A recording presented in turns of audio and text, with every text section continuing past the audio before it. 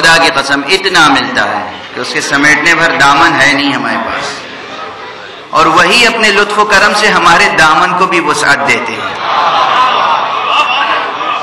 یہ دامن کو وسعت دینا محاورہ ہے، یعنی ہمارے نفس کو وسعت عطا کرتے ہیں، ہمارے سعی وجودی میں اضافہ ہوتا ہے، ہمیں شرح صدر نصیب ہوتا ہے، ہماری عقل پختہ تر و بالیدہ تر ہوتی ہے، ہمارا نفس پختہ تر و بالیدہ تر ہوتا ہے، ہمارا قلب پختہ تر و بالیدہ تر ہوتا ہے، فضائے جاں میں وسعت پیدا ہو جاتی ہے، فضائے جاں میں وسعت پیدا ہو جاتی ہے ببرکت ذکر محمد و آل محمد علیہ السلام۔ ایک صلوات پڑھیں محمد و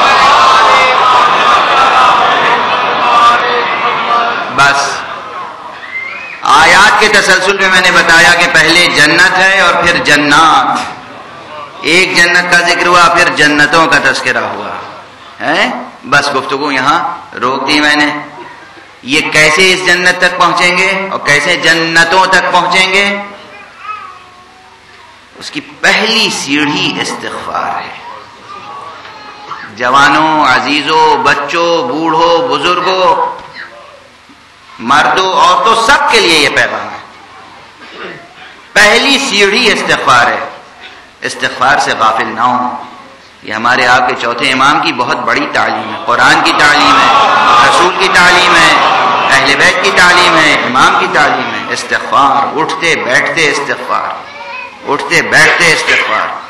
جتنی کامیابیاں ملتی چلی جائیں، ہر کامیابی کے بعد جتنی بار کہیں الحمدللہ اتنی بار کہیں استغفر اللہ۔ توجہ رکھیے گا، ایک اہم جواب دے رہا ہوں، اب آ گیا پھر تو دو ایک دقیقے اور عنایت فرما دیجئے۔ اعتراض کرنے والے اعتراض کرتے ہیں کہ صاحب یہ جو روایتیں ہیں، یہ جو دعائیں ہیں جس میں معصومین کا استغفار نقل ہوا ہے، اس کے کیا معنی ہیں؟ سمجھ میں نہیں آتے۔ قرآن مجید میں پیغمبر کو استغفار کا حکم دیا گیا ہے، اور دو حیثیتوں سے دیا گیا۔ ایک استغفار مقام شکر میں، اور ایک استغفار امتیوں کے لیے، امت کے لیے۔ دونوں استغفار الگ الگ ہیں، مگر بعض ایسے ہیں جن کے لیے استغفار کے لیے منع بھی کیا گیا ہے۔ وہی رب کریم، وہی رب رحیم، وہی ارحم الراحمین، وہی اکرم الاکرمین، جس نے انہیں رحمت للعالمین بنایا، شفیع المذنبین بنایا، اسی نے کہا منافقوں کے لیے استغفار نہ کیجیے گا، منافقوں کے لیے استغفار نہ کیجیے گا، گناہگاروں کے لیے استغفار کیجیے گا۔ اسی لیے میں نے کراچی کی ایک مجلس میں کہا تھا، شام غریبہ کی مجلس میں آپ سن چکے ہوں گے یہ جملہ، گناہگاروں کے لیے جہنم نہیں ہے، گناہگاروں کے لیے اللہ کی رحمت ہے، عام گناہگاروں کے لیے اللہ کی رحمت ہے اور محمد کی شفاعت ہے۔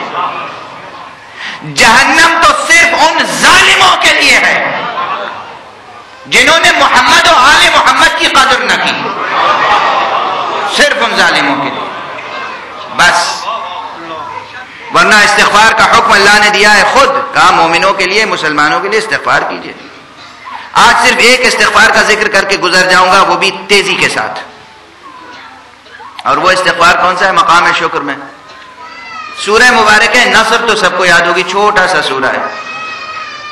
بسم اللہ الرحمن الرحیم، اذا جاء نصر اللہ والفتح ورأيت الناس يدخلون في دين الله افواجا فسبح بحمد ربك واستغفر۔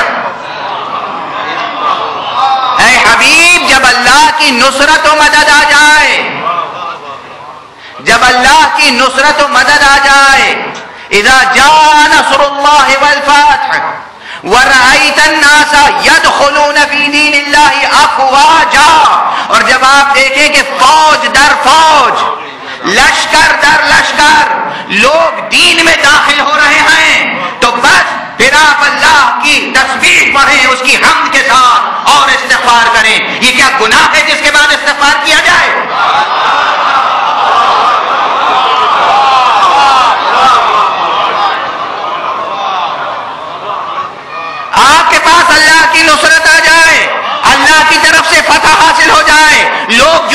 منسوخ دین میں داخل ہونے لگے تو آپ کیا کریں؟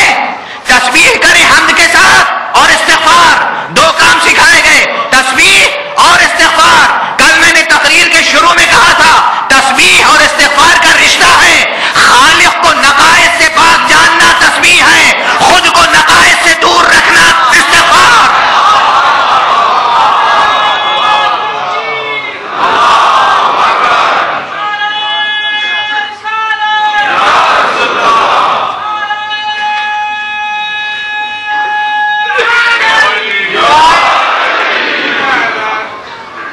نصرت و فتح کے بعد مقام شکر ہے.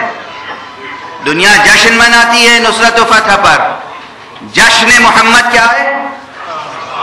تسبیح اور استغفار. تسبیح اور استغفار. جب لوگ آتے ہیں ہمارے پاس، لگاتار آتے ہیں، ہر روز آتے ہیں مسائل مشکلات لے کر، رزق و روزی، اولاد وغیرہ وغیرہ وغیرہ وغیرہ. میں اکثر کہتا ہوں کثرت سے استغفار پڑھیے. تو وہ ایسے مرجھا کے چلے جاتے ہیں کہ جیسے میں نے ان کا کوئی کام کیا ہی نہیں.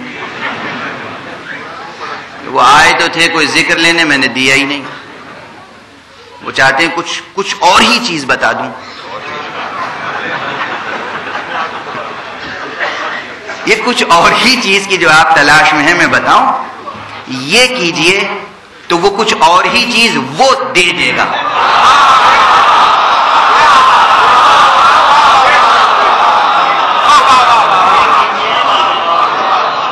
نظام سمجھیے، نظام سمجھیے. ہر چیز کے پیچھے کچھ چھپا ہوا ہے نا. پوری تقریر میں بار بار دہرایا میں نے یہ جملہ. اتنا دہراتا نہیں ہوں جتنا آج دہرایا. ایک جملہ جیسے مکتب میں سبق پڑھایا جاتا ہے. سامنے کی چیز کے پیچھے کچھ چھپا ہوا ہے. ہر منظر کے پیچھے پس منظر ہے. ہر معلوم کا رشتہ کسی نامعلوم سے ملتا ہے. ہر مرئی کے پیچھے کوئی نامرئی ہے. ہر دیدہ کے پیچھے کوئی نادیدہ ہے. اس استغفار کو اپنا کے دیکھیے. وہ خاص چیز جس کی تلاش ہے وہ خود القاء فرمائے گا، وہ خود عطا فرمائے گا، وہ خود تمامیت و کمالیت کے درجے تک پہنچائے گا. آپ استغفار کے پابند ہو کے تو دیکھیں. اس چیز کے تو پابند ہوں جس کا پابند اللہ نے اپنے حبیب محمد مصطفیٰ کو بنایا صلی اللہ علیہ وآلہ. جب سے یہ سورہ نازل ہوا تھا حضور کثرت سے اٹھتے بیٹھتے دو جملے کہا کرتے تھے، سبحان اللہ و استغفر اللہ، سبحان اللہ و استغفر اللہ، سبحان اللہ و استغفر اللہ. مسلسل فرماتے تھے. یہ حضور کی شان تھی. آپ سمجھتے ہیں استغفر اللہ کہنے کی کیا تاثیر ہوگی؟ ایک کل کہہ چکا ہوں، ایک استغفر اللہ میں وہ خدا راضی ہو جاتا ہے. ایک استغفر اللہ میں اگر دل سے کوئی کہے استغفر اللہ، خدا خود اپنے بندے کو گناہوں سے بچانے کے لیے تدبیریں کرتا ہے. بس گفتگو ختم ہو گئی. کاش یہی پیغام دلوں میں اتر جائے. اس کے پیچھے باقی سب تو یہ ایک بات دلوں میں اتارنا ہے. وہ جتنے فلسفہ اور منطق پڑھ رہا ہوں وہ تو اس لیے تاکہ آپ کا ذوق سماعت جو ہے وہ بھی آسودہ ہو جائے. ذوق سماعت وہ آسودہ ہو جائے. ربط کلام بہرحال ہے، معلوم ہے کہ چونکہ نادیدہ حقیقت ہے، اس لیے وہ ساری بحث میں نے دیدہ اور نادیدہ کی بحث اس لیے اٹھائی کہ جنت آپ کو یہاں نظر نہیں آ رہی ہے، دکھائی نہیں دے رہی ہے. جنت کا علم نہیں ہے آپ کو، جنت پر یقین نہیں ہے آپ کو. اس لیے میں نے کہا اسلام دائرہ علم کو بڑھانے کے لیے آیا ہے، گھٹانے کے لیے نہیں آیا. اور پھر گفتگو یہاں تک پہنچی کہ جتنی آپ کو فتوحات ملتی چلی جائیں، اس سورہ کے ضمن میں بہت بیان ہے، جتنی فتوحات ملتی چلی جائیں آپ کی استغفار کی استعداد بڑھ جانی چاہیے. استغفار بڑھ جانا چاہیے. کثرت سے استغفار کریں. جیسے کوئی نعمت الہی ملے جتنی بار کہیں الحمدللہ اتنی بار کہیں استغفر اللہ. بس یہ پیغام یاد رکھیے. اور پھر